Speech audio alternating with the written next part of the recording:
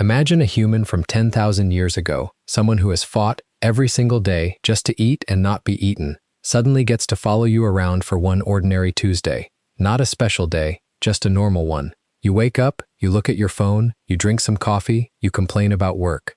And this ancient person is standing right behind you the whole time, watching. And I promise you, some of what they see would leave them speechless, and some of it would honestly break their heart. Welcome back to Wired.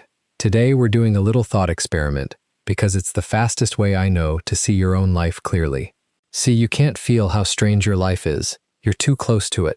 Everything you do every day feels normal, boring, obvious, because it's yours. But drop a person from the deep past into your Tuesday, and suddenly your most ordinary habits become either the most magical things they've ever seen, or the most baffling. So let's do it. Let's watch one normal day of your life through the eyes of someone who would give anything to have it. It starts with a sound, your alarm, and your ancient guest flinches, because to them, a loud sound at dawn means danger. Something's coming. But you just groan, slap a piece of glass, and roll over. You have annoyed a warning signal back into silence. They've never seen anyone so unbothered by an alarm in their life. Then you get up and walk to a wall, and you turn a small handle, and clean, drinkable water just appears. As much as you want. Hot, if you like. Your ancestor stares, because for them, water was a full-time job. You walked to it, you carried it, you hoped it wouldn't make you sick. People died over water. And you're standing here letting it run down the drain while you're still half asleep, thinking about nothing then it gets worse, or better, depending who you ask. You open a cold box in your kitchen, and inside is food. Food you didn't hunt, food you didn't grow, food that traveled from the other side of the planet to sit in a box in your home, waiting for you. Fruit in winter, meat you didn't kill, more calories in that one box than your ancestor might have seen in a month. And you look inside it, and you sigh, and you say the 6 words that would end their entire understanding of reality. Ugh, there's nothing to eat here. Now they follow you out the door, and the miracles just keep coming, and you don't notice a single one. You get into a metal machine, and it moves faster than any animal your ancestor has ever seen. Faster than a cheetah, and you're inside it. Completely calm, bored even, half watching the most incredible speed a human has ever traveled, while you complain about traffic. You pull out a small glowing rectangle, and on it you can see the face of someone 1,000 miles away. You can hear any song ever recorded. You can access nearly everything every human has ever learned. Every book, every map, every discovery, all of it, in your palm.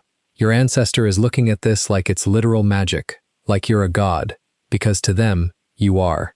You hold more knowledge in your hand than every wise elder of every tribe that ever lived, combined. And what are you doing with this godlike device? You're watching a video of a cat falling off a table, for the 4th time. And here's the thing, I'm not making fun of you. I do it too. That's the whole point. This is normal. This is a completely normal Tuesday. It's just that normal, for you, is a level of wonder your ancestors couldn't have imagined in their wildest dreams. You are living inside their afterlife, their paradise, and it's just your Tuesday.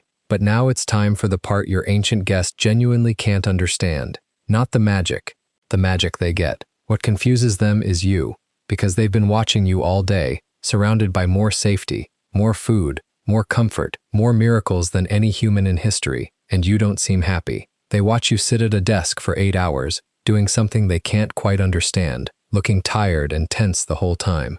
And they think, where is the danger? Why does this person look so stressed when nothing is trying to kill them? They watch you eat lunch alone, staring at your glowing rectangle, in a room full of other people also alone, also staring, and this genuinely disturbs them, because for your ancestor, being alone wasn't a preference.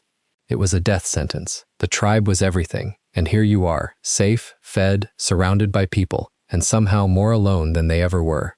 They watch you scroll through the faces of hundreds of people you'll never meet, comparing your life to theirs, feeling worse with every swipe. And they don't have a word for this. Envy of strangers, loneliness in a crowd, sadness with a full stomach. In their world, none of these things existed. You had your people, or you had nothing. And slowly, your ancient guest starts to realize something heartbreaking. You have everything they ever prayed for, and you can't feel any of it. But before you get too hard on yourself, and I mean this, none of that is your fault. Because your body, your brain, your instincts, they were all built for their world, not yours. You were designed to notice threats, so you scan for problems even when there are none. You were designed to want more, because wanting more kept your ancestors alive, so no amount of abundance ever feels like enough. You were built to need your tribe so badly that being ignored feels like dying, which is exactly why a full room of strangers can leave you so empty. You're not broken. You're a Stone Age heart trying to live in a world it was never designed for. Of course it's hard. You're running ancient software on a machine from the future. But here's what your ancient guest would want you to know. They didn't survive all of that. The hunger, the cold, the predators, the endless fight, for you to be miserable in paradise.